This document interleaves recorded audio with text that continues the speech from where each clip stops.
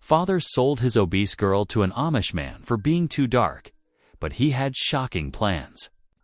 On a dusty frontier street, a cruel father drags his daughter onto the auction block.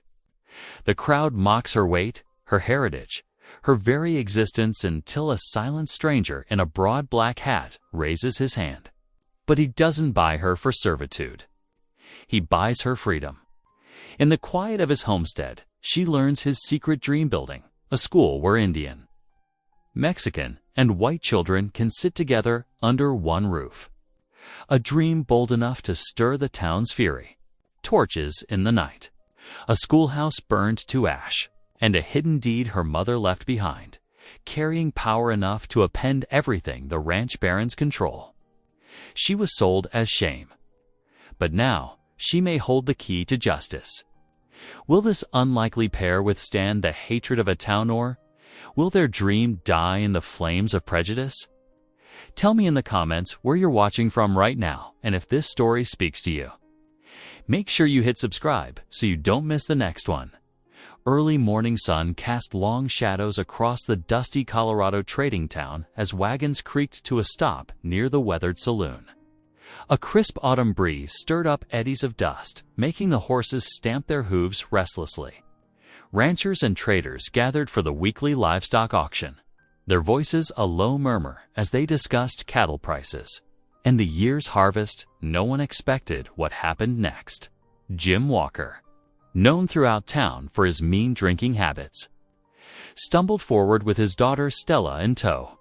His fingers dug into her arm as he yanked her toward the wooden auction block. Stella's dark eyes remained fixed on the ground. Her shoulders hunched against the stares of the gathering crowd. Got something different for sale today. Walker slurred, shoving Stella onto the platform. My worthless half-breed daughter. He spat in the dirt. Too dark to be white, too heavy to find a husband. His cruel words carried across the morning air. Stella stood rigid. Her hands clasped tightly at her waist, her simple cotton dress whipping in the wind. Though she towered over her father in height, she seemed to shrink under the weight of his words and the townspeople's scrutiny. The crowd shifted uneasily. A few boys, emboldened by the adult silence, scooped up pebbles and began tossing them at the platform. Deputy Caleb Rollins leaned against a hitching post, his laughter encouraging their cruelty. $5. Someone shouted mockingly. For the kitchen work? $3. Another called. She'd eat more than she's worth. Tears gathered in Stella's eyes, but she blinked them back, refusing to let them fall. Her mother's people had taught her dignity, even if her father had forgotten his own. Then a quiet voice cut through the jeers. I will pay $50.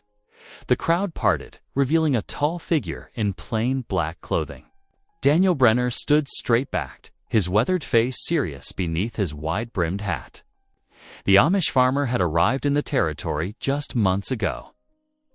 Keeping mostly to himself as he worked his newly purchased land, Walker squinted at him suspiciously. $50. For her? Yes. Daniel's voice remained steady. He reached into his coat and pulled out carefully counted bills. Laughter erupted around them. The plain man wants the Indian girl. Someone shouted, match made in heaven, neither of them belong here anyway. Daniel ignored them, stepping forward to complete the transaction. His movements were deliberate, dignified, as he counted the money into Walker's trembling hands. Without a word to her father, Stella descended from the platform, her steps careful and measured. Daniel led her to his waiting buggy, a simple black vehicle drawn by a sturdy brown horse. He helped her up, then climbed in beside her. The townspeople's mockery followed them as they drove away.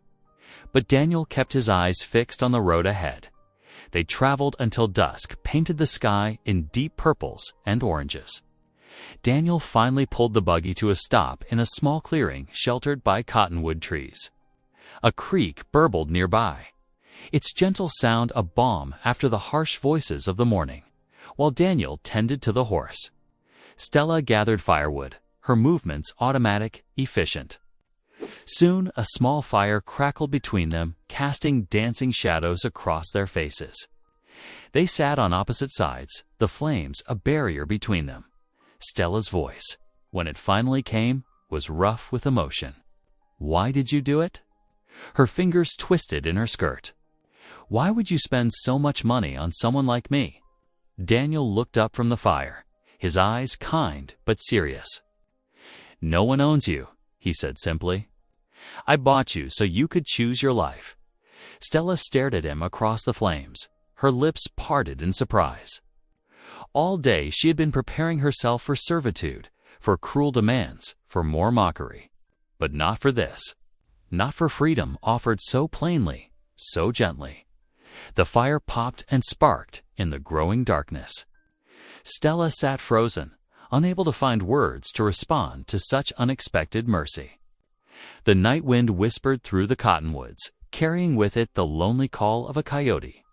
But in that moment, between the kind stranger and the warming fire, something hard and fearful in Stella's heart began to soften. Like ice yielding to spring's first tentative warmth, they sat in shared silence as the stars emerged overhead, each lost in their own thoughts while the fire slowly burned down to glowing embers. For the first time since that morning's humiliation, Stella felt the faintest stirring of hope. Fragile as a newly sprouted seed reaching toward the light. Morning light crept over the eastern hills, painting the Colorado sky in soft pinks and golds. The creek gurgled nearby as Daniel stirred the campfire back to life. He pulled cornbread wrapped in cloth from his travel sack and set a pot of coffee to brew. Stella emerged from her makeshift bed of blankets. Beneath a cottonwood tree, her movements cautious. She smoothed her crumpled dress, watching as Daniel prepared their simple breakfast with practiced motions. "Much obliged," she murmured as he handed her a tin. Cup of steaming coffee and a generous piece of cornbread. They sat on fallen logs near the riverbank, the morning chill making the hot coffee welcome. Birds called from the trees while the creek waters sparkled in the growing light. Daniel broke the silence, his voice gentle. "I reckon you might want to know more about who you're traveling with." He paused, gazing into his cup.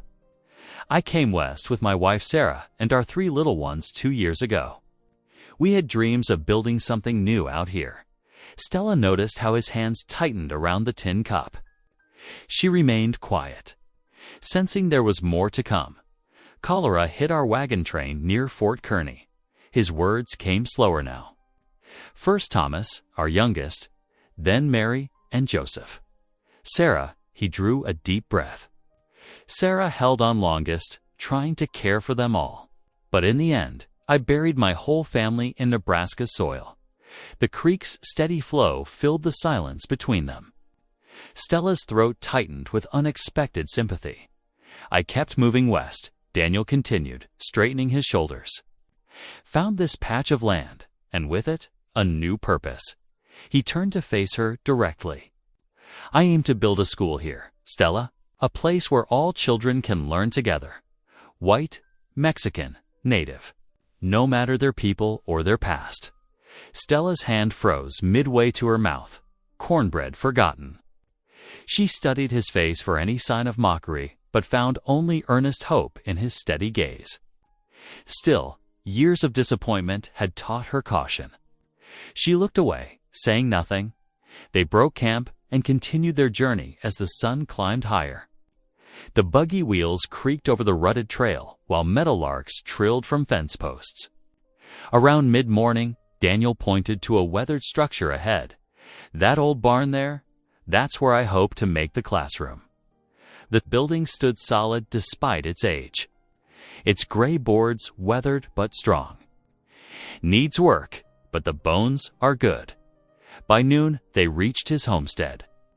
A modest cabin of squared logs sat in a clearing, smoke rising from its stone chimney. Several acres of turned earth stretched behind it, the soil rich and dark. Tools hung neatly on the barn wall: hoes, shovels, and scythes, each one clean and well-maintained. Stella followed Daniel into the cabin. The interior was neat but spare: a table, some chairs, a cook stove. She noticed the absence of feminine touches. No photographs graced the walls, no children's drawings or toys scattered about. The silence felt heavy, like a physical presence, as evening approached. Stella found herself in the familiar rhythm of preparing supper. She added wild onions she'd gathered to the stew pot, along with dried herbs from her pocket, her mother's teachings guiding her hands. Daniel watched with surprise as she moved confidently around his kitchen. "You know your way around a cookpot." "My mother taught me," Stella replied softly, stirring the fragrant stew. She said knowing plants and their uses was important. When the meal was ready, Daniel bowed his head. "Lord, we thank thee for this food and thy many blessings. Guide us in this new beginning and show us thy path forward. Amen." Stella, unused to being included in such prayers, kept her eyes lowered. "Amen," she whispered, the word feeling strange on her tongue. Later, as Daniel cleaned their bowls, Stella stood at the window. The last rays of sunset touched the plowed fields, turning them to gold. A life here seemed possible, teaching children, tending gardens, building something meaningful. But years of rejection and ridicule had left deep scars. Could she truly trust this chance? Was this life really hers to choose? She pressed her hand against the cool glass, watching shadows lengthen across land that might become home. Morning dew sparkled on the grass as Daniel and Stella set out to walk the property. The air held the fresh promise of spring, carrying the scent of wild sage and mountain flowers. Daniel's steady footsteps led them along a well-worn path toward the creek. "Creek runs year-round," he explained, gesturing to where the water tumbled over smooth stones. "Good for gardens, and the children will need drinking water." He paused, watching a pair of kingfishers dart above the surface. Thinking of putting in a water wheel someday, they followed the creek's curve to an open space where young saplings stood in neat rows. "Started planting an orchard here last fall. Apple pear, maybe some plum trees too." Daniel's eyes brightened as he described his vision. "Give it 5 years, there'll be shade for the little ones. Fresh fruit for their lunches." Stella nodded, seeing it in her mind, children sitting beneath spreading branches, sharing harvest bounty. The image stirred something within her. They crested a small rise, overlooking a meadow dotted with wildflowers. "This here's where I see them playing," Daniel said softly. "All of them together, no matter who their people are." Stella watched the grass ripple in the breeze. "My mother's people believe children are sacred gifts," she offered quietly. "That teaching them is a holy task." Daniel's smile reached his eyes. "Your mother sounds like a wise woman." They made their way to the old barn, its weathered boards solid despite their age. Inside, dust motes danced in the rays of sunlight streaming through gaps in the walls. Stella studied the space, her mind working. "The benches," she said suddenly, surprising herself with her boldness. "If you put them here," she pointed to the eastern wall. "And here?" The morning light would fall even across the children's books. No shadows to strain their eyes. Daniel stood very still, considering her words. That's good thinking, Stella.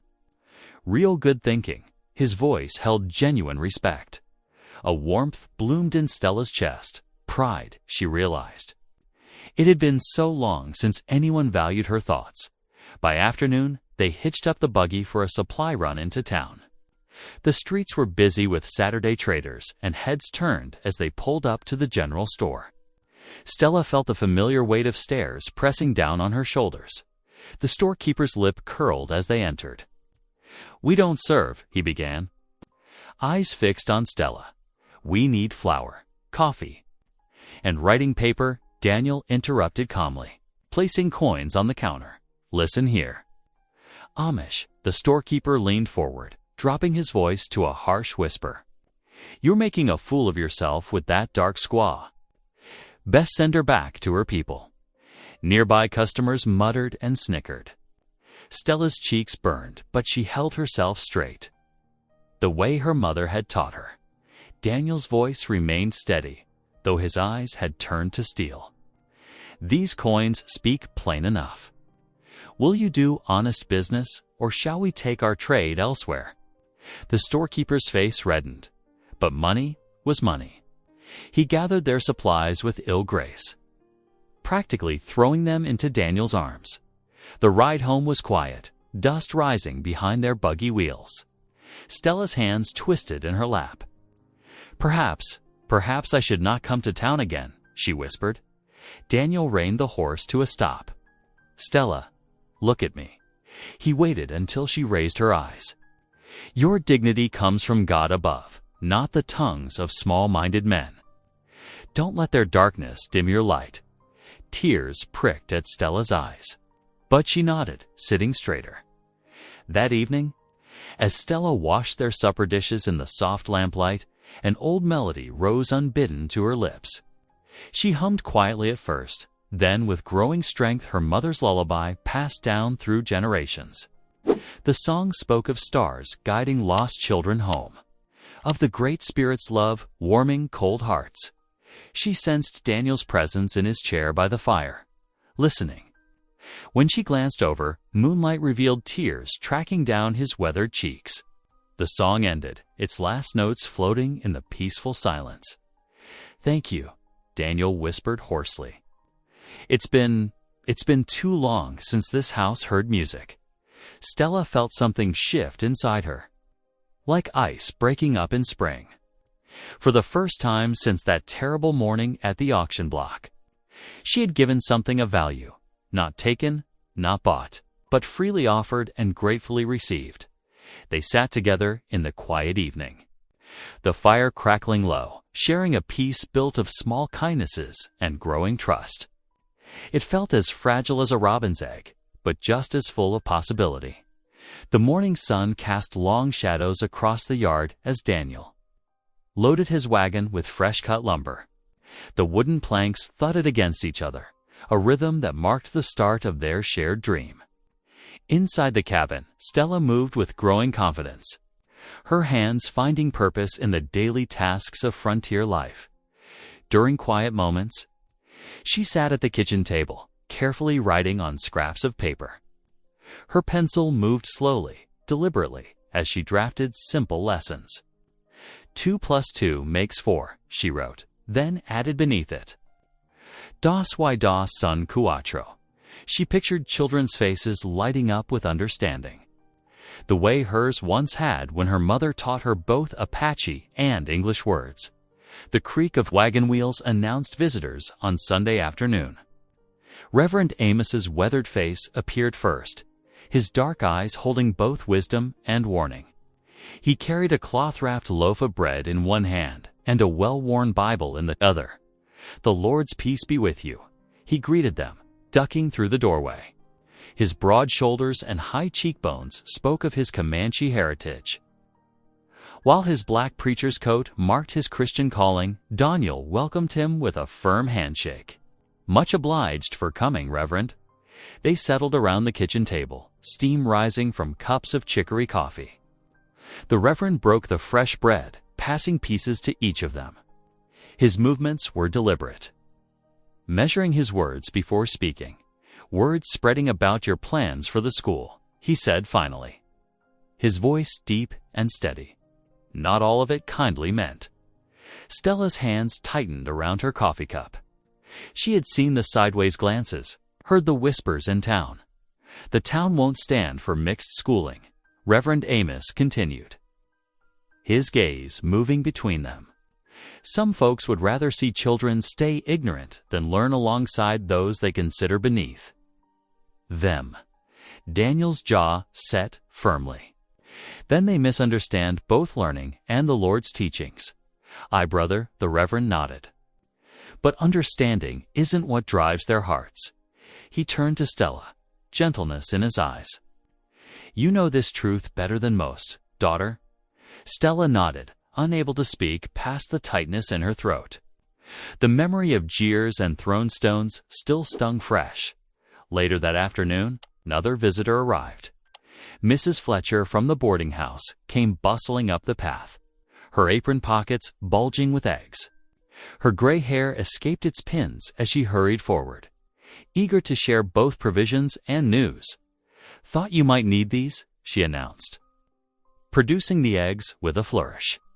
"My hens are laying fit to feed an army." She paused, eyes twinkling. "And speaking of armies, you should hear what Judge Wilson's wife said about your school idea at yesterday's social." Stella listened carefully as Mrs. Fletcher shared the town's reactions. Some, like the widow herself, saw hope in the vision of unity. Others spoke of boycotts, of keeping their children away. The widow's presence itself felt like a small victory, the first white woman to treat Stella as a neighbor rather than a curiosity, as sunset painted the sky in shades of purple and gold. Daniel and Stella sat down to their evening meal.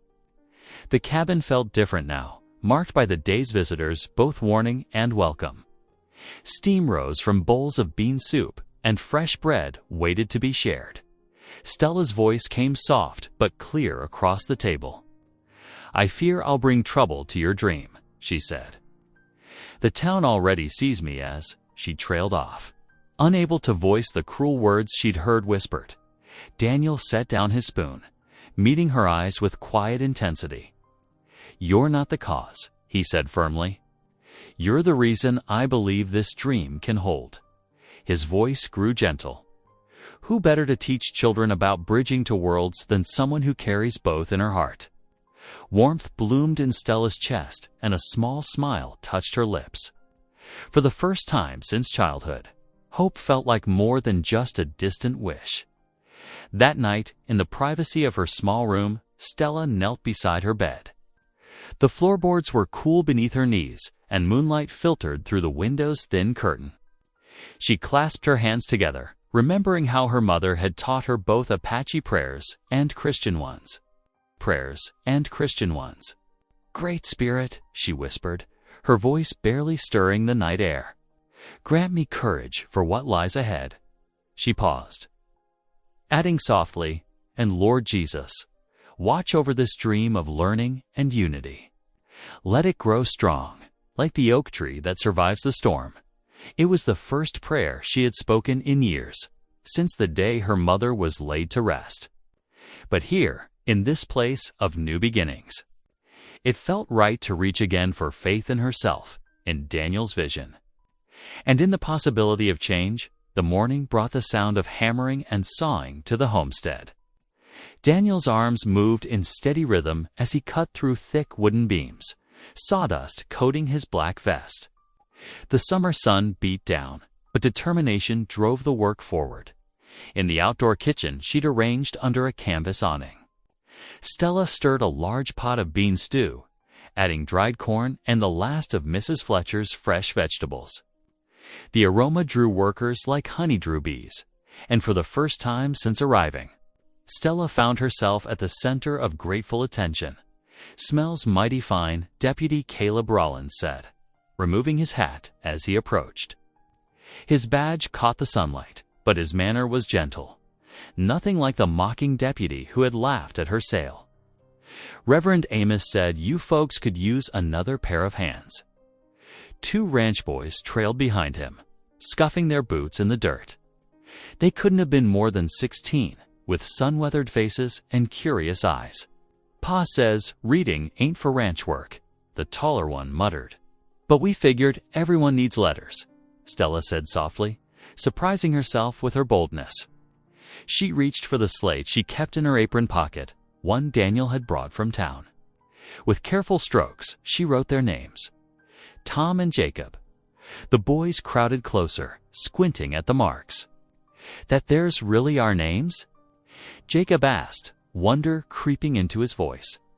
Stella nodded, adding beneath the names, "Welcome to school."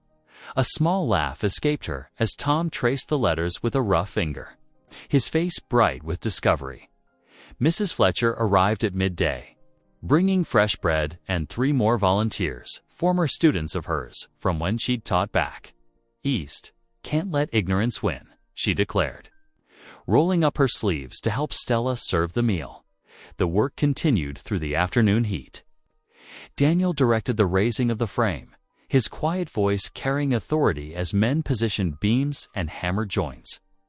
Reverend Amos worked alongside them, his strength making light work of heavy timber. Stella moved between groups, offering water and encouragement. She caught Daniel watching her once, a soft smile touching his usually solemn face. Something warm fluttered in her chest, and she quickly looked away. As evening approached, the skeleton of the schoolhouse stood proud against the darkening sky. Simple walls framed windows that would catch the morning light. Daniel had designed it well, thinking of the children who would someday fill these spaces with learning and laughter. The workers gathered round a bonfire as night fell, passing tin cups of coffee and sharing stories of their own school days. The ranch boys sat close to Stella, practicing their letters in the dirt with sticks, their earlier shyness forgotten. Eventually, the others drifted away, leaving Daniel and Stella alone by the dying fire. Stars wheeled overhead, bright and clear in the mountain air. The schoolhouse frame cast long shadows in the moonlight. A dream taking physical form. "Thank you, Daniel," said softly, "for teaching those boys today. You have a gift for it." Stella stared into the flames, gathering courage. "My mother was a teacher in her way. She taught me Apache songs about the land, about water rights and justice." Her voice grew distant with memory. She believed knowledge was power, that it could bridge the gap between peoples. What happened to her? Daniel asked gently. Fever took her. 3 winters passed. Stella's hands tightened around her coffee cup. After that, Father started drinking. Said I reminded him too much of her. Daniel was quiet for a long moment. When he spoke, his voice carried the weight of shared grief. "I lost my Hannah and our little ones to cholera on the trail west. Some days the pain feels fresh as yesterday. Does it ever ease?" Stella whispered. "The Lord provides new purpose," Daniel answered. New reasons to hope. His shoulder brushed against hers as he reached to add wood to the fire. And neither moved away from the contact. They sat in comfortable silence, sipping coffee and watching sparks rise toward the stars. Stella felt something unfamiliar expanding in her chest, a warmth that had nothing to do with the fire. She sneaked a glance at Daniel's profile, strong and gentle in the flickering light. Behind them, the schoolhouse frame stood silhouetted against the rising moon. Like her own heart, it was still unfinished, vulnerable, but full of possibility. For the first time since her mother's death, Stella felt truly at home. The week flowed like the creek behind the homestead, steady and purposeful. Morning light found Stella in the kitchen, her strong hands working dough against the wooden board. Flour dusted her arms as she kneaded, the rhythm matching the Apache songs that rose naturally from her throat. The melody spoke of rain on desert flowers, of corn reaching toward the sun. Through the open window, she heard Daniel's hammer striking shingles on the schoolhouse roof. To her surprise, his deep voice began to hum along with her songs, matching the unfamiliar rhythms. The sound of their voices blending made her smile, even as she ducked her head in shy pleasure. When Sunday dawned, clear and cool, Stella stood before the small mirror in her room, smoothing her best dress with trembling hands. She hadn't entered the church since the day of her sale, when townsfolk had turned their backs on her shame. But Daniel had asked her to come, his eyes gentle with understanding when she'd hesitated. The wooden pews creaked as they found seats near the back. Whispers rustled like dry leaves, that Indian girl and the Amish fool. But Reverend Amos's voice rose strong above them all. His sermon rang with truth about building on solid rock, not shifting sand.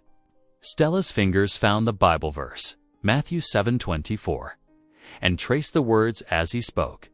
When the rains came down and the floods came up, The preacher's voice filled the small church.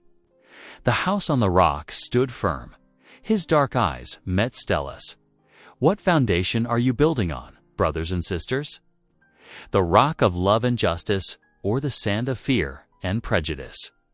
Some women turned away, lips pressed thin, but Mrs. Fletcher reached across the aisle to squeeze Stella's hand.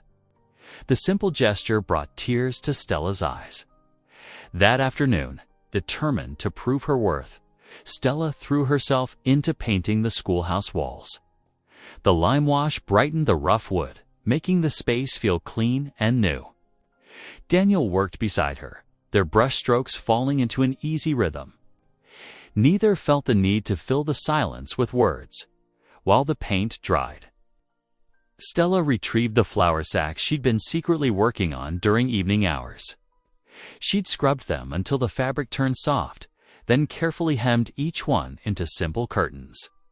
The windows needed covering, she'd reasoned. To keep young minds from wandering to the mountains beyond, Daniel stood in the doorway as she hung them, his expression unreadable. When she finished, he cleared his throat. "Thank you," he said, his voice rough with emotion. "It looks like a real schoolroom now." Stella ducked her head, pleased. "Every school needs curtains," she said softly at supper. They sat across from each other at the worn table, sharing fresh bread and bean soup. The lamplight cast warm shadows on Daniel's face as he spoke. "I've been thinking," he said, setting down his spoon. "Would you consider teaching the children some Apache songs as part of their lessons?" The request startled her. The songs? Her mother's voice echoed in memory, teaching her the old words, the stories behind them. Daniel nodded. Songs teach language, history, respect for the land. The children should learn from both our cultures. Stella felt heat rise in her cheeks. "You would trust me to teach them." "Who better?" His smile was gentle. "You bridge both worlds, Stella. That's a gift." Later that night, Stella sat at the small desk in her room, a lamp burning low. Her pencil moved steadily across paper as she wrote her first lesson plan. She included simple English letters, numbers, and careful notes about Apache songs, their meanings, their rhythms. Their stories of water and earth and sky. Her handwriting flowed strong and sure. No longer the hesitant marks of someone unsure of her place. In the margin, she sketched a small picture of children sitting in a circle, learning to sing for the first time. She could see herself standing before them, not as a helper or an outsider, but as a teacher in her own right. The lamp flickered, casting dancing shadows on her careful work. But Stella wrote on, filling page after page with plans and hopes. She was no longer the woman who had stood silent on an auction block. Here, in this room, with these plans taking shape beneath her hands, she was becoming someone new, someone with purpose, someone with a voice to raise. Someone with a voice to raise. The schoolhouse gleamed in the autumn sunlight, its fresh-painted walls and new windows a beacon of hope on the Colorado prairie. Inside, Stella arranged desks in neat rows while Daniel hung a brass bell in the tower. Each nail hammered, each floorboard swept brought them closer to opening day. Word spread through the valley like wildfire. In the general store, women whispered behind raised hands, teaching half-breeds alongside our children. It ain't natural, but others, like Mrs. Fletcher, defended the effort. Learning's learning, she'd say firmly, setting down her coins for sugar. Don't matter who's sitting at the desk. Daniel had written careful invitations to every family within riding distance, regardless of their background. Stella's heart fluttered each time she saw him seal another envelope. What if they don't come? She asked one evening, stirring a pot of beans. Some will, Daniel replied, his quiet confidence steadying her. That's enough to start.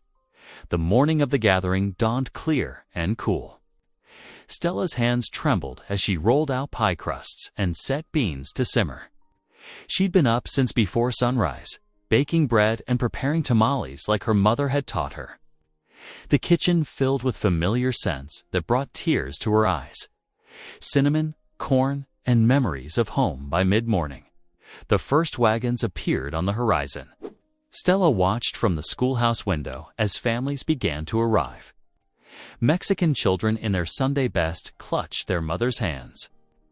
2 Apache families rode in on horseback, their children's eyes wide with curiosity. White settlers came too, some looking uncertain, others smiling with encouragement. The children huddled in separate groups at first, eyeing each other warily across the schoolyard. Stella's throat tightened at their hesitation. Then she remembered a simple rhyme her mother had taught her, one with easy gestures that needed no translation. "Children," she called, her voice stronger than she felt. "Come, let me show you something." She began the hand motions, singing softly about rain falling on flowers. One small Mexican girl joined in first, then to white boys, then others. Soon a circle formed, small hands rising and falling like raindrops. Voices joining in laughter. Daniel watched from the doorway, pride shining in his eyes. Reverend Amos stepped forward, raising his hands for silence. "Let us bless this place," he announced, "where all God's children can learn together." His prayer bridged English and Comanche, weaving together words of hope and unity. After the blessing, families shared food at long tables in the shade. Children darted between adults, their earlier shyness forgotten. Stella's pies disappeared quickly, along with Mrs. Fletcher's fried chicken and Maria Garcia's enchiladas. As the afternoon lights softened, Daniel found Stella near the bell tower. She stood with one hand on the rope, gazing at the gathering. "Look what you've built," she said softly. "What we've built," Daniel corrected. He stepped closer, his voice dropping low. "I cannot imagine my life without you, Stella." These past months, he paused, searching for words. "You've brought light back to my days, purpose, joy." Stella's heart thundered in her chest. Tears welled in her eyes as she met his steady gaze. "I feel the same," she whispered. "You saw me when others looked away. You gave me choice when I had none." Daniel took her hand gently. "Then choose again now. Be my wife, Stella. Help me teach these children, build this dream. Share this life." Before Stella could answer, angry shouts erupted from the yard. Rancher Silas Grady stood with several men, their faces dark with fury. "This nonsense ends now." Grady's voice cut through the peaceful afternoon. "We won't have our children mixing with savages and greasers." Families drew their children close. The happy chatter died away, replaced by tense silence. Stella felt Daniel's hand tighten protectively around hers as the angry ranchers advanced toward the schoolhouse the peaceful gathering had. Shattered like glass upon stone, leaving fear and anger in its wake. All the joy of moments before hung suspended, waiting to see what would happen next. The ride home passed in heavy silence. Daniel's buggy creaked through the gathering dusk, while Stella sat rigid beside him, her hands folded tightly in her lap. The angry shouts from the schoolhouse still echoed in their ears. Even the horses seemed to sense their unease, their hooves striking the dirt with nervous energy. Back at the cabin, Daniel built up the fire while Stella moved mechanically through the motions of preparing evening tea. The flames cast dancing shadows on the walls, but brought little comfort to their troubled hearts. Neither spoke until the kettle whistled, sharp and insistent in the quiet. "I'm afraid," Stella finally whispered, settling into her chair by the hearth. Steam rose from her cup like morning fog. "Your proposal? It fills my heart with joy." But she paused, searching for words. "Won't marriage make things worse? They already hate what we're doing." "If we wed," Daniel knelt beside her chair, his eyes earnest in the firelight. "Listen to me, Stella. Those men, they feed on fear. But love." He took her trembling hand in his. "Love is stronger than their hate. It always has been. But the children Stella's voice caught. How can we protect them if we can't even protect ourselves? With faith, Daniel said softly. With community. Remember how many came today. Mrs. Fletcher, Reverend Amos, the Garcia family. We're not alone. Tears slipped down Stella's cheeks. I want to believe that's enough. Daniel reached up to brush away her tears. Then let's ask for guidance. He bowed his head, and Stella followed suit. Their voices mingled in the quiet room, asking for wisdom, for courage, for light to pierce the darkness of prejudice. The fire had burned low when they finally retired to their rooms, the question of marriage still hanging between them like morning mist. Stella lay awake, watching moonlight paint silver patterns on her wall, when a strange scent caught her attention. Smoke butt, sharper than wood smoke, more urgent. She bolted upright. Daniel. Her cry split the midnight quiet. Fire. They rushed outside, Daniel still pulling on his boots. The night sky glowed orange toward the schoolhouse. Their horses nickered nervously as Daniel hitched them to the buggy with shaking hands. The ride seemed endless, though it took mere minutes. They heard the crackling before they saw it. The schoolhouse their dream made real was engulfed in flames. The windows they'd so carefully installed glowed like demons' eyes. Paint bubbled and peeled from the walls they'd lovingly whitewashed. The roof Daniel had shingled beam by beam was already collapsing inward. Neighbors stood helpless before the inferno. Mrs. Fletcher wept openly, while Reverend Amos prayed in a mix of English and Comanche. The Garcia family had formed a bucket line from the creek, but their efforts seemed pitiful against the hungry flames. Stella stumbled from the buggy, her legs weak beneath her. The heat struck her like a physical blow, scorching her tears before they could fall. All their work, all their hopes devoured by fire and hate. Daniel found at first a crude sign nailed to a fence post, the T's edges charred by the flames. Boundaries must stay, he read aloud, his voice hollow. The words struck Stella like physical blows. She turned to Daniel and buried her face in his chest. Finally, letting her sobs break free, he held her close, his own tears falling into her hair. Around them, their small community watched in shared grief as the schoolhouse collapsed in on itself, sending a shower of sparks toward the indifferent stars. Hours passed. The bucket line eventually stopped, the fighters accepting their defeat. One by one, their neighbors drifted away, leaving quiet promises of help and tomorrow's hope behind them. Still, Daniel and Stella remained, watching as the flames died down to sullen embers. The moon hung low in the western sky when the last flame flickered out.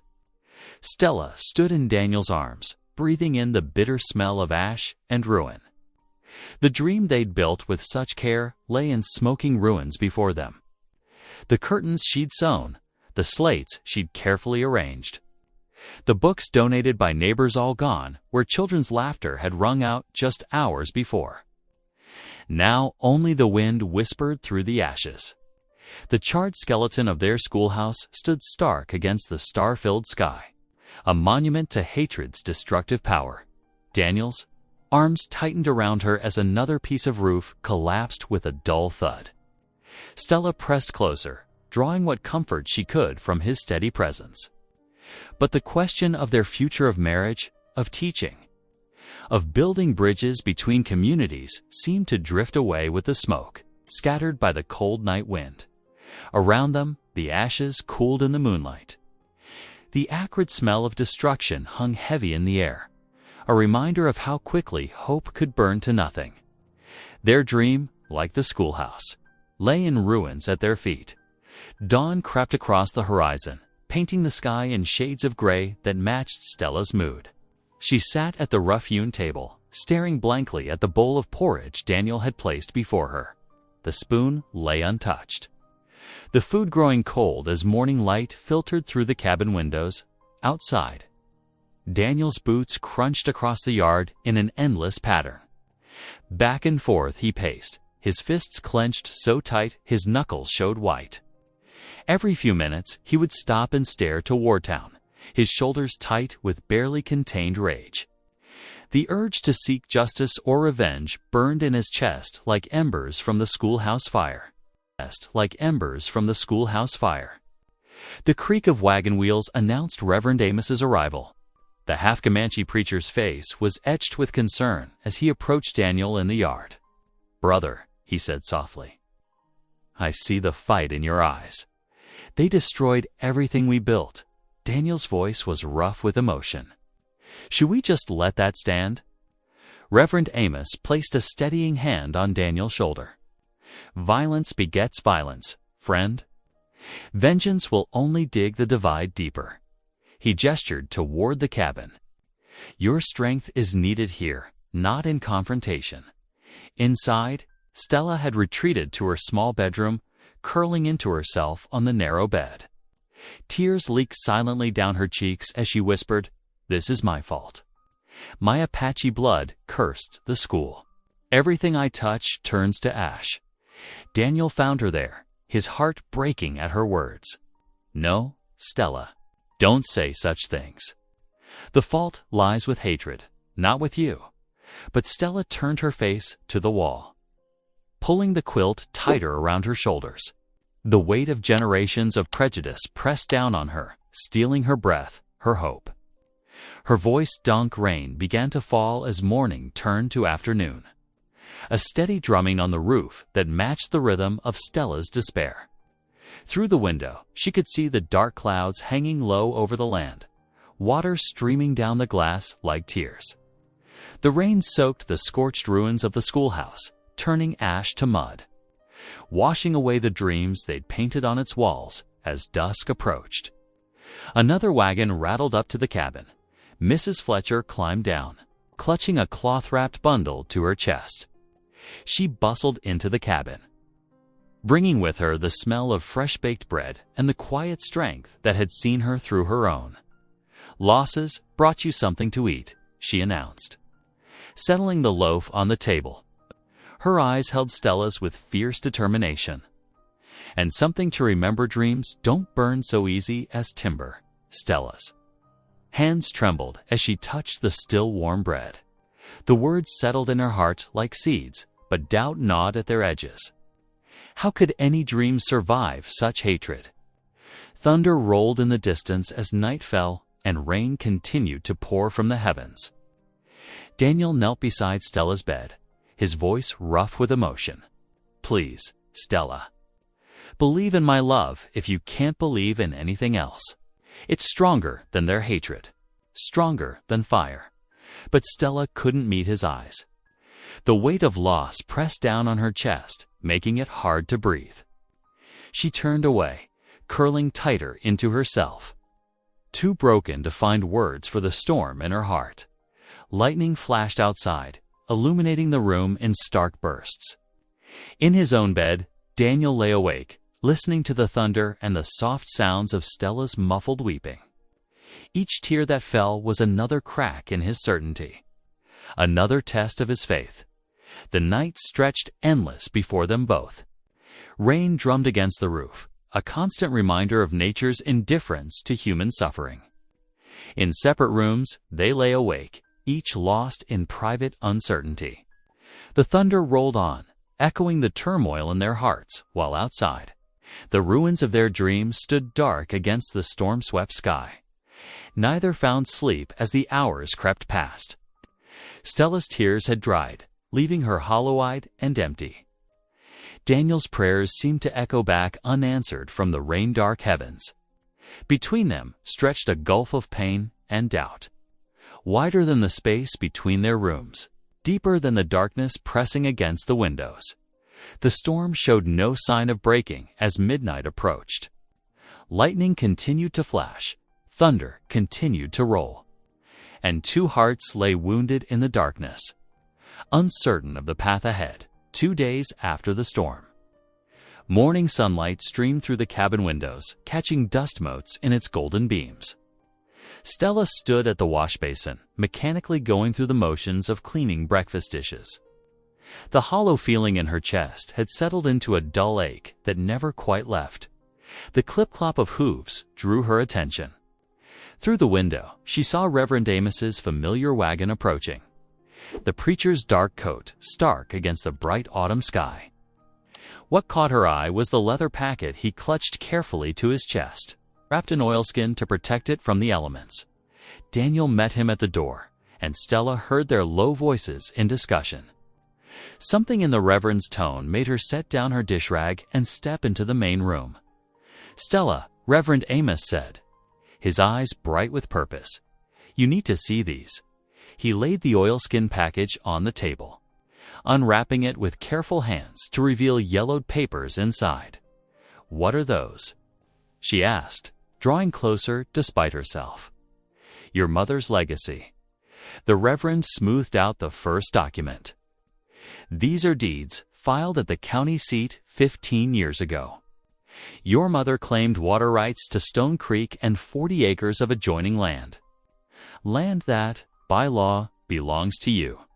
Stella's legs went weak. Daniel quickly pulled out a chair, and she sank into it, staring at the papers with their official stamps and flowing script. "But my father never said." "I expect he didn't know," Reverend Amos said grimly. "Your mother was wise. She filed these papers quietly, through an Apache agent who understood their worth. Stone Creek feeds half the ranches in the valley. That's why those men burned the school, I reckon. They learned you were here and feared you'd claim your rights." Daniel's hand found Stella's shoulder, steady and warm. "Your heritage isn't a curse, Stella. It's your strength." Tears welled in her eyes as she traced her mother's signature on the deed. Memories flooded back her mother's gentle hands braiding her hair, her voice singing songs about rivers that never ran dry, about justice flowing like water. All this time, she'd carried not just her mother's blood, but her mother's vision. They gathered around the table for supper that evening, the deeds carefully rewrapped and stored in the cabin's strongbox. Steam rose from bowls of beans and cornbread as Daniel offered grace. After the prayer, he spoke softly but firmly. "Stella, these papers give you power to stand against those who would deny others their fair share. But claiming that power means facing the town." Stella's hands trembled as she broke her cornbread. The thought of standing before those hostile faces made her stomach clench. "They'll try to stop me. Maybe worse than before." "Yes," Daniel agreed honestly. "But you won't stand alone." His eyes held hers across the table, filled with love and faith. Reverend Amos nodded. "The law is on your side this time. And so are more folks than you know. Mrs. Fletcher's been talking to the other widows. The Mexican families are tired of being denied water access. Even some of the white ranchers think the troublemakers have gone too far." Stella closed her eyes, drawing a deep breath. When she opened them, determination had replaced fear. "I'll do it. For the school, for the children who need it." For my mother's dream, that night Stella lay in her bed, thinking of her mother's courage in securing this legacy. As sleep finally came, her dreams were filled with familiar songs. Her mother's voice, so long forgotten, sang of rivers breaking through stone, of waters flowing strong and true, of justice rising like the dawn. When the first pale light crept through her window, Stella was already awake. She dressed carefully in her best dress, the one Daniel had bought her for church. Her fingers were steady as she braided her hair, weaving strength into each plate as her mother had taught her in the kitchen. She found Daniel already up, coffee brewing on the stove. His quiet smile gave her courage. Through the window, she could see the first rays of sun touching the burned ruins of the schoolhouse. But instead of despair, she felt something new stirring in her heart's determination, bright as the dawn breaking over the Colorado hills. Standing tall, Stella squared her shoulders and reached for her shawl. The time had come to face the town, not as someone to be shamed, but as her mother's daughter, carrying a legacy of justice in her hands. Sunday dawned clear and cold. Frost glittering on the wagon seat as Daniel helped Stella up. Her hands shook as she clutched her mother's deed, now carefully wrapped in clean muslin. The steady clip-clop of hooves marked their progress toward town, each step bringing them closer to confrontation. "The Lord goes before us," Daniel murmured, his quiet voice carrying over the creak of wagon wheels. Stella nodded, unable to speak past the tightness in her throat. She had practiced her words all night, but now they seemed to scatter like leaves in the wind. The familiar sight of the white church steeple rising above the trees made her heart pound faster as they rolled into town. Heads turned. Women heading to service paused on the boardwalk, fans stilling. Men gathered near the hitching posts, stepped back, their conversations dying to whispers. Stella felt their stares like physical things, but she kept her spine straight. Remembering her mother's songs of courage, Daniel brought the wagon to a stop near the express yard where people gathered before service. His hand found hers briefly as he helped her down, warm and steady. The touch gave her strength. "Look who's come to Sunday meeting," someone called out mockingly. The Amish fool and his peace, brother, Reverend Amos's voice cut through the growing murmurs. He stood at the church steps, his black coat stark against the white-painted boards. "All are welcome in God's house." Stella's legs trembled as she walked forward, but she refused to falter. The muslin-wrapped packet felt heavy in her hands. Daniel stayed close behind her, his presence like a wall of quiet strength. The whispers grew as she reached the bottom of the church steps. Familiar faces ringed the yard Mrs. Fletcher with her stern sympathy. The storekeeper who had refused her service, ranch hands who had jeered at the school opening. Near the back, she spotted rancher Silas Grady, his face dark with displeasure. Stella's fingers shook as she unwrapped the deed, but her voice rang clear in the morning air. "My mother, Sarah Whitecloud, filed this deed 15 years ago at the county seat." The official paper trembled in her hands as she read. "It grants legal right to 40 acres bordering Stone Creek, including water rights from the headwaters to the lower meadow." A wave of shocked mutters swept through the crowd. Rancher Grady pushed forward, his face mottled red. "That's a lie. Those are my grazing lands." "The deed is legal and binding," Reverend Amos spoke up, moving to stand beside Stella. "I've seen the county records myself. Give me those papers." Grady lunged forward, hands grasping. But Daniel stepped smoothly between them, his broad shoulders an immovable barrier. Though unarmed and peaceful as his faith required, Daniel's presence carried weight. Grady pulled up short. "The land is mine by right," Stella continued, her voice growing stronger. "But I don't claim it for myself alone." She lifted her chin, meeting the hostile stares directly. "This land will be used for peace, for education, for all our children to learn together as God intended." "You have no right," Grady began. But Mrs. Fletcher's sharp voice cut through. "She has every right, more than those who burn schools in the night." The widow's words caused several men to look away. Shame-faced, Stella held the deed high, sunlight catching the official seal. "My mother knew the value of water rights. She knew someday they'd be needed for justice." Tears pricked her eyes, but she kept her voice steady. "I stand here now, her daughter, claiming that justice." The crowd shifted uneasily. Even Grady fell silent, though fury still burned in his eyes. Reverend Amos stepped forward, his voice carrying across the churchyard.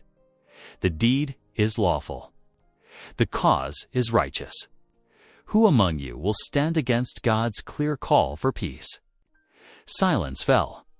One by one, eyes dropped. Even those who had burned the school seemed to shrink from the light of truth. Stella carefully rewrapped the deed, her hands no longer shaking. Without another word, she turned and walked back to the wagon. Though tears streaked her cheeks, her shoulders remained square, her steps sure. She had claimed not just her mother's land, but her own authority at last. Daniel helped her up to the wagon seat, his touch gentle, but his eyes shining with pride. As they pulled away from the church, Stella heard Mrs. Fletcher's voice rising in the morning hymn. Other voices gradually joined in, the sound following them down the dusty street like a blessing.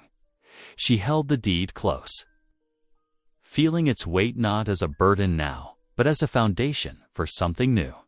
Her mother's dream, her own dream, would rise again from ashes, strong as water wearing away stone.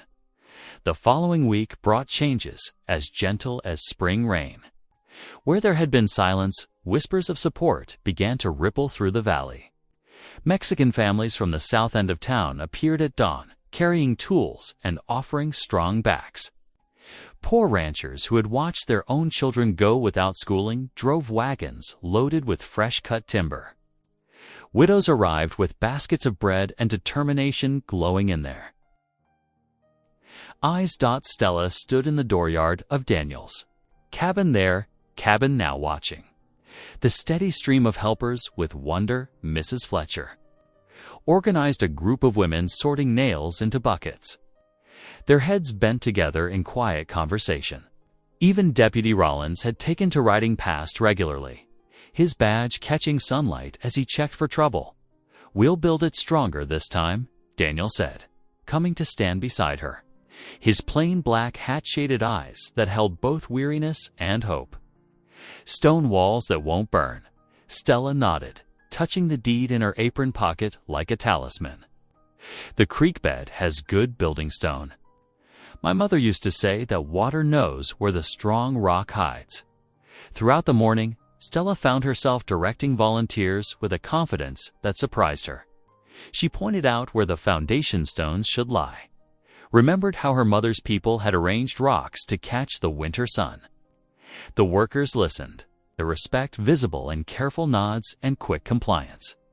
"You've got a good eye for it," Mrs. Fletcher commented, bringing Stella a cup of water.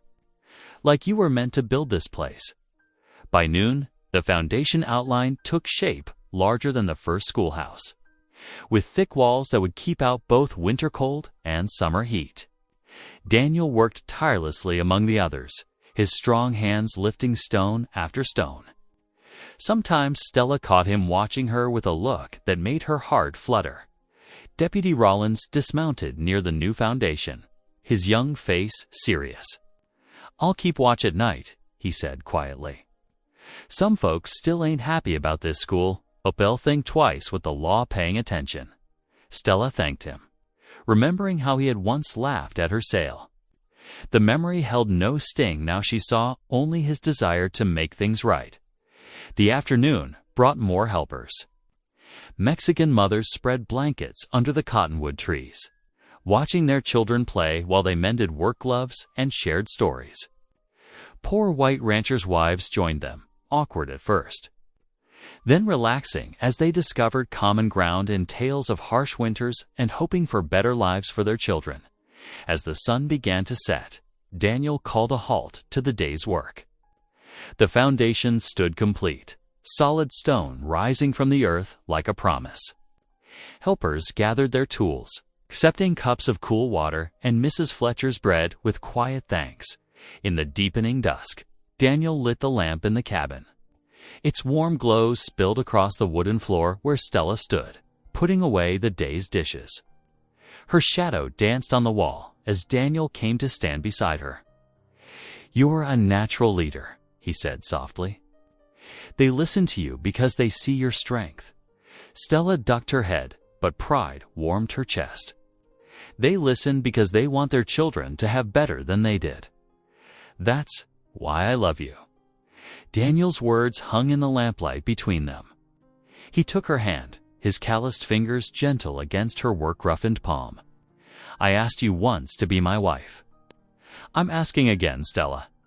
Will you build this dream with me? Not just the school, but a life together."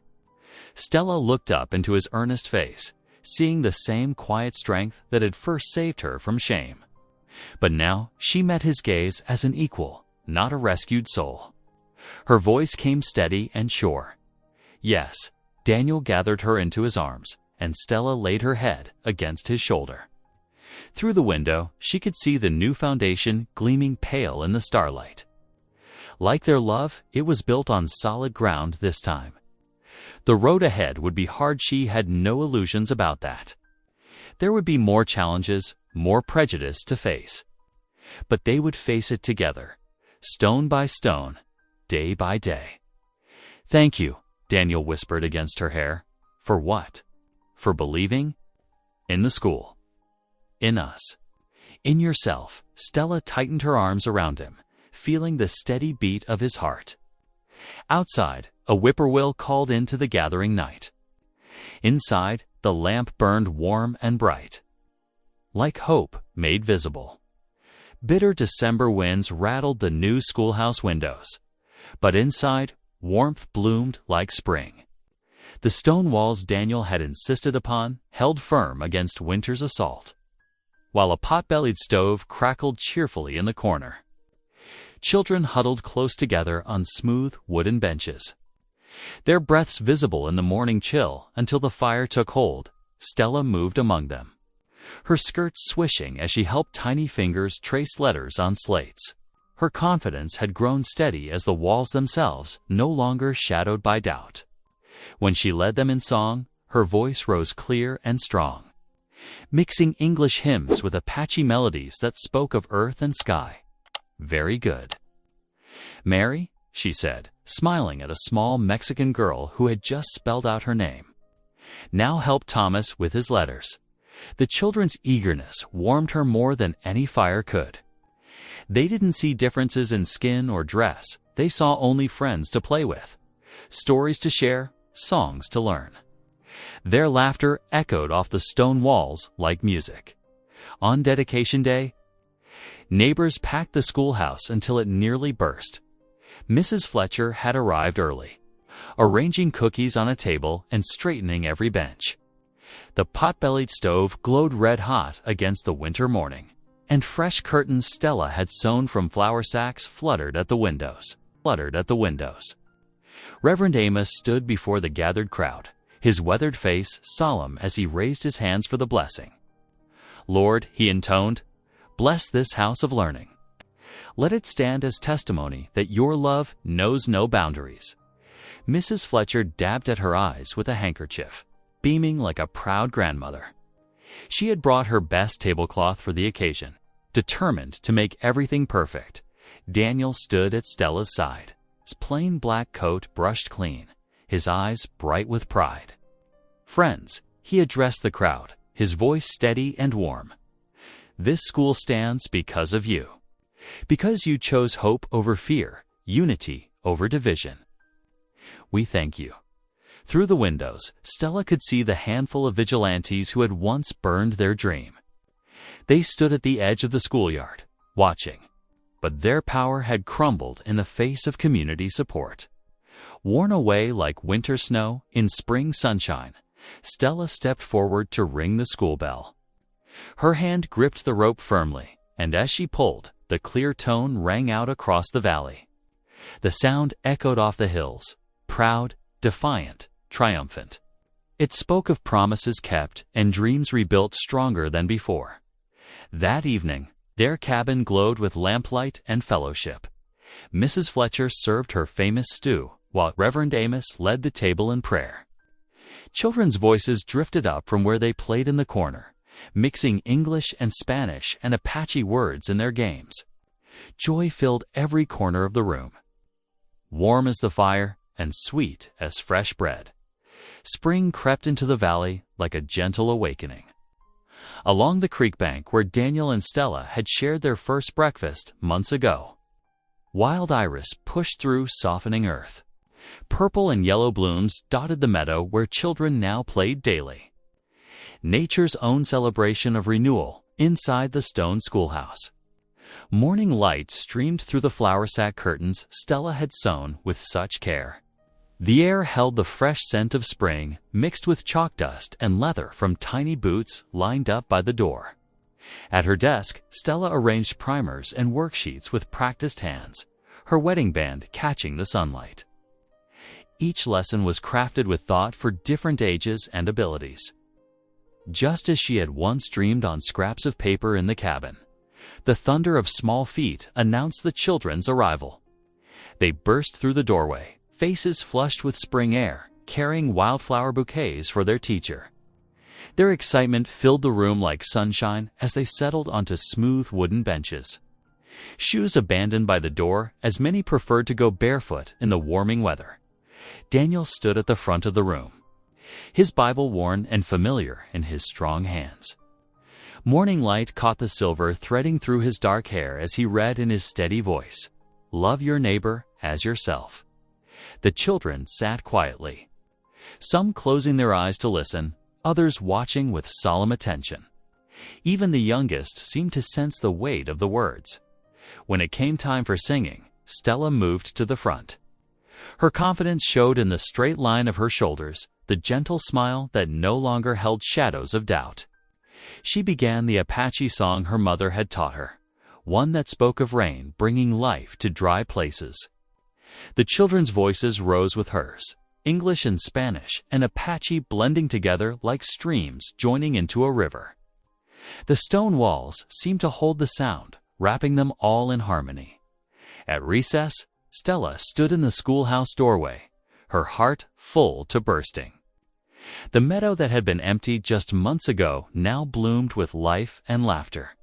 Mexican children taught white children to play pelota, while Apache children showed others how to weave grass into simple toys.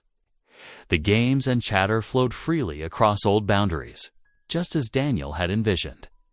The afternoon sun was settling toward the hills when Daniel and Stella walked hand in hand through their fields. New spring wheat pushed up through dark soil, green promise for the months ahead. They paused by the young apple saplings Daniel had planted, their branches dotted with tiny white blossoms. "Next year, there will be fruit," Daniel said softly, his thumb tracing circles on Stella's palm. "And more children," Stella added, thinking of the 3 new families who had asked about enrollment. They spoke of plans for the future, expanding the schoolhouse, planting more orchards, perhaps building a proper playground. Their dreams unfurled like the apple blossoms, natural and sweet in the spring air. Every step they took together felt grounded in purpose, rooted in love stronger than any prejudice. As the sun painted the sky in shades of rose and gold, Stella climbed the steps to ring the final bell. The rope felt smooth and familiar in her hands now, nothing like the trembling first time she had pulled it. Joy bubbled up inside her, spilling out in laughter that joined the bell's clear tone ringing. Across the valley, children poured out into the late afternoon sunlight, their shadows stretching long across the schoolyard. Their voices carried on the spring breeze, calling goodbyes, making plans for tomorrow, singing fragments of the morning songs. Stella watched them go, remembering how her father had mocked her dreams of teaching, had tried to sell away her dignity. That shame had no power here. In its place stood something beautiful and lasting, a legacy of learning, acceptance, and hope blooming as surely as spring flowers by the creek. Thanks for watching. Stories like this shape us in ways we don't always expect. If something resonated, subscribe. I'm back tomorrow with another one worth hearing.